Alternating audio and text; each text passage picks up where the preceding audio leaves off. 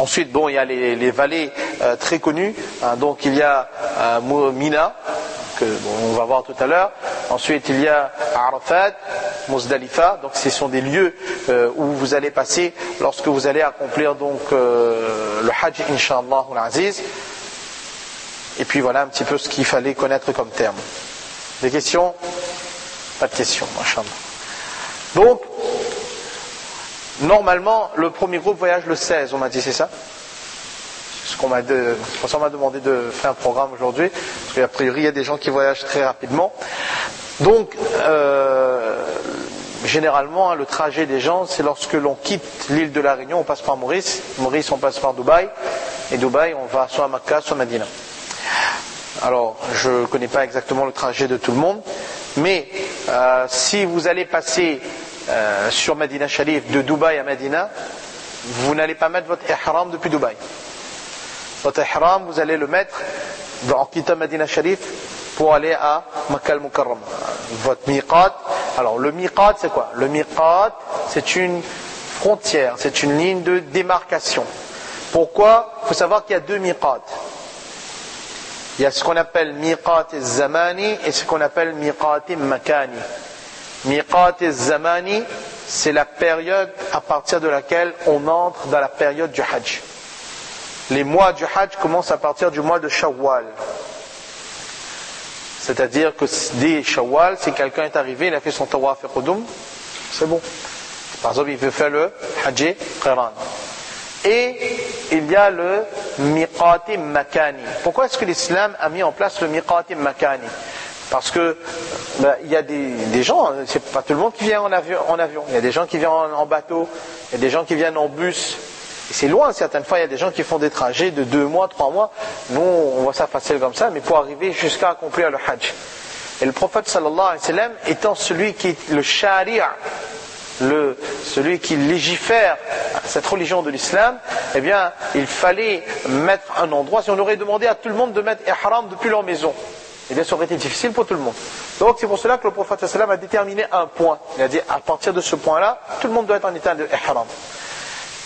Alors, un masla que j'ai vu dans une juziyat, très importante, si le commandant de bord de votre avion, ou la personne auprès de laquelle vous demandez les indications pour le miqat n'est pas musulman, et vous dit que là c'est le miqat, l'indication qu'il vous donne n'est pas valable. Vous ne pouvez pas vous fier dessus. Il faut que pour que l'indication qu'on vous donne par rapport au miqat bien vient d'un musulman. Maintenant, il faut savoir que c'est très facile. Maintenant, dans les Airbus, bien généralement, vous avez l'indication que le miqat se trouve à tel endroit, etc. Le plus simple, c'est quoi? Parce que, comme je l'avais dit tout à l'heure, il y a l'habit de l'ihram et il y a l'état de ihram. C'est que lorsqu'on est à Dubaï, on arrive à Dubaï, eh bien, mashallah, partout il y a des masjids, il y a des salles de bain, etc. Vous alliez là-bas, vous prenez une douche, si c'est nécessaire. Ensuite, vous mettez votre habit de l'ihram. Et après avoir mis l'habit de l'ihram, eh bien, si vous vous sentez capable de cela, eh bien vous faites votre niyat de ihram tout de suite de la main. Ou bien si vous ne voulez pas faire le niyat, vous attendez dans l'avion, quand vous savez que dans un instant on va passer au-dessus du miqat, à ce moment-là vous faites le niyat. Alors comment on fait pour rentrer en état de ihram? Alors on va mettre le haut de notre ihram sur notre tête, parce qu'il faut se couvrir la tête. On va faire 2 raka'at de namaz. Première raka'at, on va réciter Qul ya ayyuhal kafirun. Deuxième raka'at, on va réciter Qul huwallahu ahad. Ensuite, lorsque l'on a terminé, on a fait le salam, eh bien, on va faire le niyat du ihram. Alors il y a 3 niyats possibles. Le premier c'est Allahumma inni uridu al-umrata fayassirha li wa taqabbalha minni. Quelqu'un qui fait seulement umrah, donc il va faire le hajj. On va faire un peu d'interactivité, sinon on va voir que on va ça. Si je fais seulement niyat du umrah, c'est quel hajj je fais? Qiran ou bien ifrad? Tamattu, mashallah. Je fais le hajj tamattu. Allahumma. Alors c'est facile hein, pour retenir si c'est ha, fayassirha ou fayassirhu. Ha c'est féminin. Et Umrah se termine par T.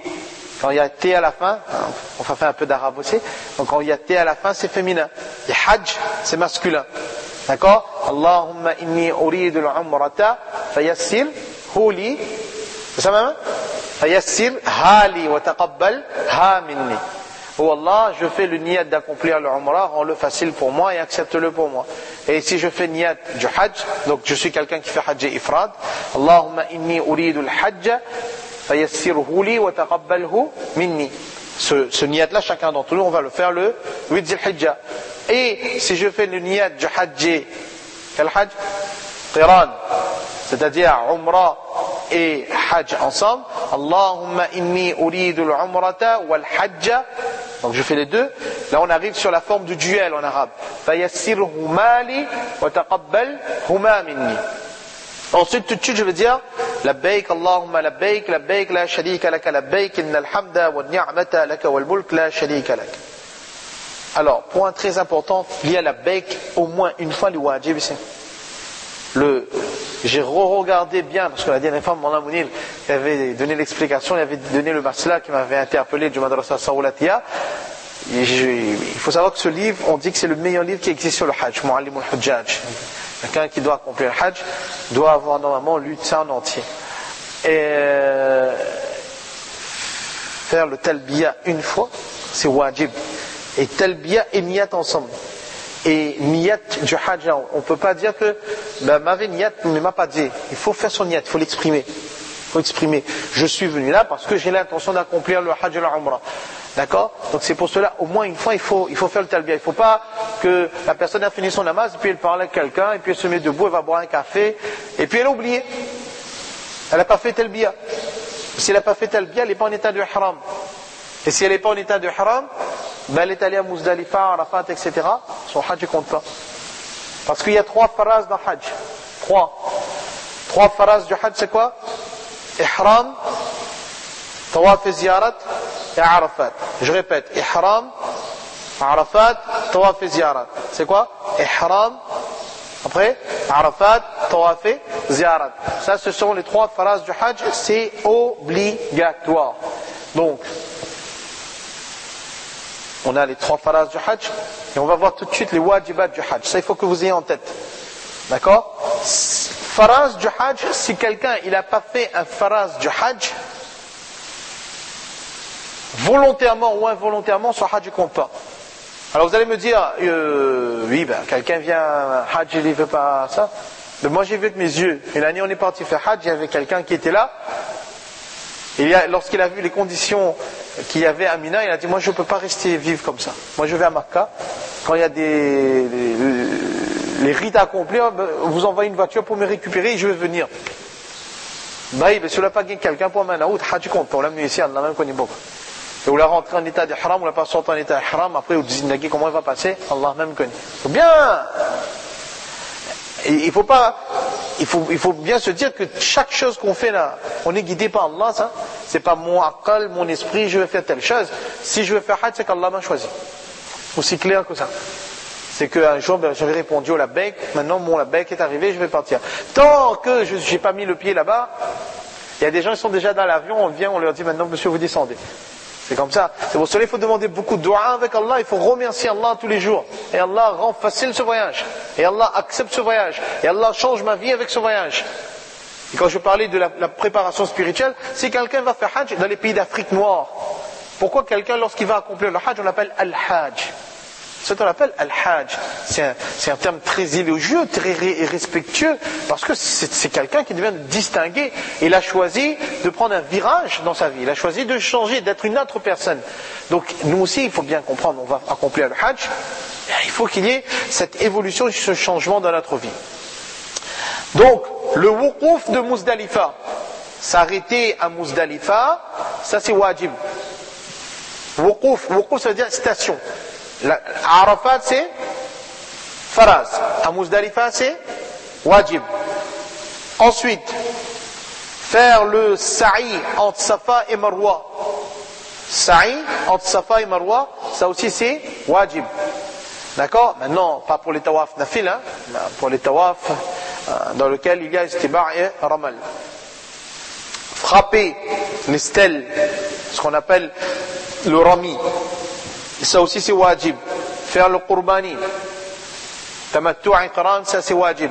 Alors tout à l'heure, quelqu'un m'avait posé une question. Il m'a dit, combien de qurbani on doit faire? Est-ce qu'il y a le qurbani du hajj et le qurbani du Eid al-Adha? Alors il faut savoir que la nouvelle donne, et fatwa est dessus maintenant, c'est que Mina fait partie de Makkah. Mina, avant Mina était une ville séparée et Makkah était séparée. Maintenant Mina, on a dit que Mina est dans Makkah. Donc, c'est à vous de faire le calcul. À partir du moment où vous allez arriver à Makkah, jusqu'à ce que vous terminiez votre hajj, est-ce que vous allez rester 15 jours ou plus à Makkah? Si vous restez 15 jours, c'est-à-dire vous êtes musafir, si vous êtes musafir dans cette période, un musafir, qurbani n'est pas wajib sur lui. Donc il n'y a que le qurbani du hajj qui est obligatoire sur vous. Et si vous n'êtes pas musafir et que vous avez les moyens, donc vous avez 2 qurbani à donner. D'accord? Donc ce cas-là, si la personne ne veut pas faire ici, elle peut donner sa part dans l'endroit où elle veut, mais ça il faut avoir à l'esprit. C'est clair, hein? Il y a le qurbani du hajj, ça c'est obligatoire. Quelqu'un ne peut pas dire je suis musafir, je ne fais pas le qurbani du hajj.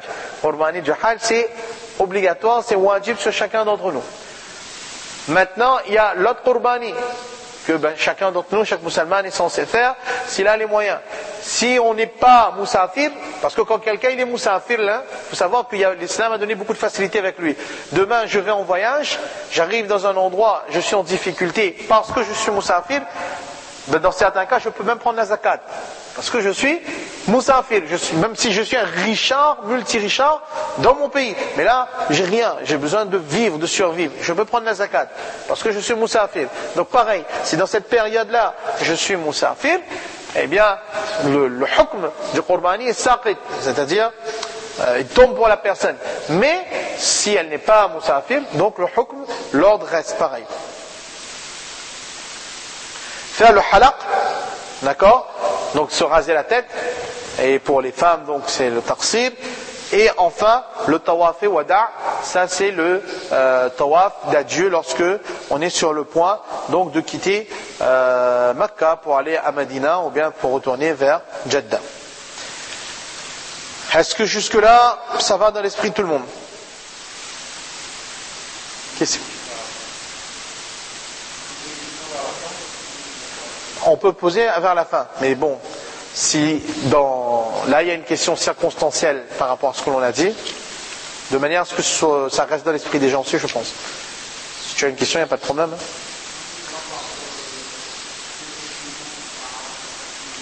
Alors ça qu'on va arriver à Arafat. C'est-à-dire, là, les points que j'aborde, je viens d'aborder là, c'est par rapport à ce que je viens de dire. Parce que si avant d'arriver à Arafat, on va poser les questions sur Arafat, on va s'égarer. D'accord? C'est bon? D'accord. Alors, là, il y a tout un détail sur les maslas concernant que j'avais omis de vous dire tout à l'heure, mais que j'espère que chacun d'entre vous a l'intention de pratiquer, c'est que avant d'arriver au miqat, tout le monde a mis son ihram, parce que il faut savoir, si vous êtes passé sans ihram, ensuite ça devient très compliqué. Même si vous êtes à Makkah, il faut retourner au miqat pour remettre son ihram, etc., etc. Donc surtout, n'oubliez pas de mettre donc votre ihram. Donc, on a déjà fait le niyat. On est arrivé maintenant, si on a passé par Madina al-Munawwara, donc on a vu